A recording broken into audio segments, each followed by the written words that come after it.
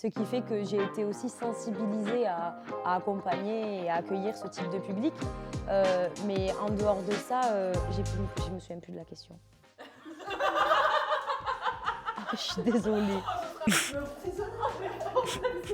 Bonjour, je m'appelle Chloé Nadalin. Je suis responsable de la section Hand Ensemble au Beauzelle Handball. Et ton métier, c'est quoi?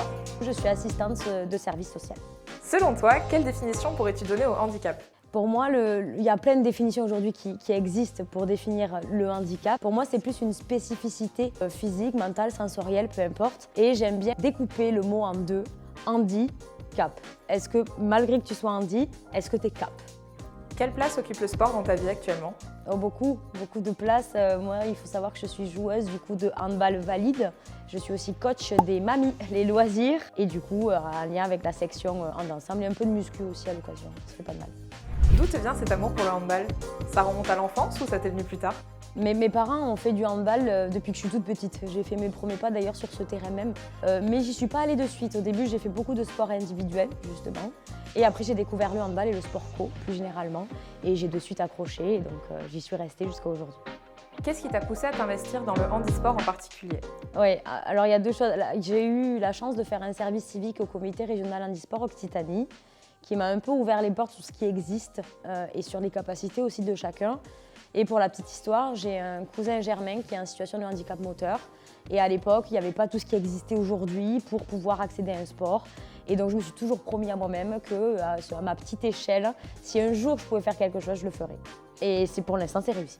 Ce projet a-t-il changé ta vision de la vie ou des défis personnels? Je suis assistante de service social, ce qui fait que j'ai été aussi sensibilisée à accompagner et à accueillir ce type de public. Mais en dehors de ça, je me souviens plus de la question. Je suis désolée. Du coup, c'était quoi? Je me suis rendu aussi compte, si on n'est pas face à ce en quoi on pense ou on pourrait penser, on n'y croit pas. Et en fait, c'est vrai, l'être humain, à partir du moment où il le voit, c'est comme... il sait que c'est ça. Et en fait, c'est vrai que je me suis rendu compte que tout le monde était capable, à son échelle, mais avec ses capacités, mais de faire ce qu'on veut en fait, ce qu'on veut. Quand tu repenses au chemin parcouru, y a-t-il un conseil que tu donnerais à la version de toi-même qui démarrait ce projet? Au début, tu vas galérer, mais tu as de la chance d'être bien entouré, donc fonce. Qu'as-tu fait pour en arriver à fonder ta section? Au début, il y a eu un an vraiment de réflexion aussi, parce que je suis membre du bureau aussi de l'asso, donc on a beaucoup réfléchi. J'ai dû faire un maillage du territoire pour voir un petit peu ce qui existait sur le territoire, et on a été en contact avec le club de Roques sur Garonne qui eux sont ouverts et fonctionnent depuis 10 ans, donc ont un peu de bouteille comme on dit, et nous ont vachement aidés dans tout ce qui est un peu administratif et relou et long. Mais c'est par là qu'on devait passer, et du coup on a mis un an à faire tout ce chemin jusqu'à après ouvrir notre section donc en 2022 et accueillir nos premières personnes en situation de handicap. Quelles sont les valeurs que tu veux absolument transmettre à travers cette section de handball handisport? Je pense qu'il y en a qui sont vraiment intrinsèques à l'association, c'est-à-dire qu'elles sont communes. C'est des valeurs familiales, conviviales, de respect, plein de choses comme ça, avec aussi bien sûr de l'inclusion, du non-jugement, de l'adaptation et de pouvoir faire équipe au sens large du terme avec tout type de personnes et ses spécificités. Qu'est-ce qui t'a donné l'idée de créer une section de handball handisport? C'est du handisport, mais la section s'appelle Hand Ensemble. C'est la Fédération française de handball qui la porte, qui a été ouverte d'ailleurs très récemment. On fait cette section, la particularité qu'elle a, c'est qu'on vient mélanger handi et valide. Donc tout le monde joue ensemble en même temps sur un fauteuil au même titre que tout le monde. Mais c'est vraiment de venir aller chercher du public handi, qui est très compliqué en fait, c'est pas si évident.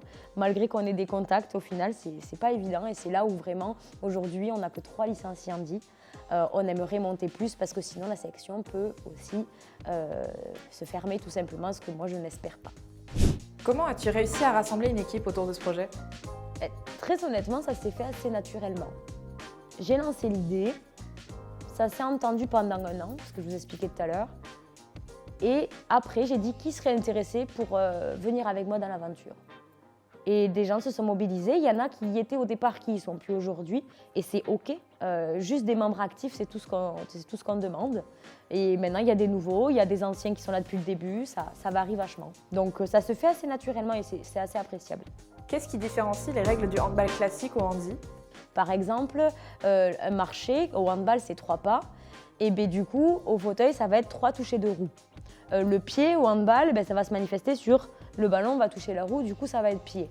Il y a par contre une spécificité, c'est qu'il y a un réducteur de but. Donc, c'est un petit truc comme ça de 20 cm qui se met au-dessus, de façon à réduire l'espace de tir pour que quelqu'un en fauteuil roulant puisse toucher tous les ballons, sauf moi qui suis petite, je ne toucherai jamais les ballons en haut. Ça, c'est autre chose. À quoi ressemble une soirée type d'entraînement pour toi? C'est à 20h30, j'arrive pour 20h, le temps de décharger les fauteuils s'il faut en décharger, les sortir, les préparer dans le gymnase. J'ai déjà mon entraînement préfet dans ma tête. Les gens arrivent souvent au compte-gouttes parce que c'est vraiment du loisir. Aujourd'hui, il n'y a pas de championnat parce qu'il n'y a pas assez de clubs qui se sont engagés là-dedans. Donc c'est aussi ça qui peut être chouette ou déroutant, ça dépend de comment on le voit. Et après, je lance l'entraînement, je lance des petits exercices de motricité. Après, on va forcer un petit peu, manière de faire chauffer les épaules. Et après, on fait un petit match. Et bien sûr, la 3e mi-temps, super important. On l'oublie pas celle. Comment imagines-tu l'évolution de ta section dans les 5 prochaines années?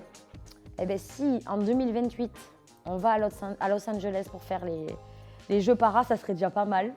Mais pourquoi pas, hein, quelques joueurs d'ici pourraient peut-être y aller. Mais pour ça, bien sûr, il faut qu'elle soit pérenne. Et aujourd'hui, avec le manque de personnes handi, c'est vrai que c'est compliqué, on a du mal à se projeter. C'est pour ça qu'on fait plein d'événements, on fait de la com aussi dessus, notamment merci à vous pour m'aider là-dedans parce que c'est important. Et si on arrive à recruter assez de personnes handi, peu importe le handicap, je pense que ça pourrait nous aider. Le handisport reste parfois sous-représenté. Quelles initiatives ou actions envisages-tu pour lui donner plus de visibilité? Il y a aussi la fédération de hand qui nous soutient et qui a recensé un petit peu les clubs qui existaient sur l'Occitanie, où en fait pour l'année 2025, on va essayer de faire des plateaux chez l'un et chez l'autre pour essayer aussi de se faire connaître. Il y a aussi un événement mardi prochain, mardi 11 février, si je ne dis pas de bêtises, sur la place du Capitole, qui sont là pour justement montrer aux gens le handisport, tout type de handisport, et aussi les personnes en situation de handicap dans les entreprises. Donc là aussi, on peut peut-être aller venir chercher des gens et dire qu'on existe. Voilà, plein de petits trucs et notamment une sensibilisation aussi annuelle, chaque année qu'on fait. Cette année, ça va être le 12 avril, samedi 12 avril. Pour montrer et à la commune, mais aussi à un plus grand cercle de personnes que ça existe. Venez comme vous êtes, c'est comme au McDo. Venez essayer et vous verrez bien si ça vous plaît ou non. Qu'est-ce qui te rend la plus fière quand tu observes les joueurs de ta section? Leur sourire, c'est tout. C'est vraiment que ça. C'est quand on voit les joueurs sur un fauteuil, peu importe, handi ou valide, sourire, s'éclater, rigoler. Moi, j'ai tout gagné. Merci à vous. Merci.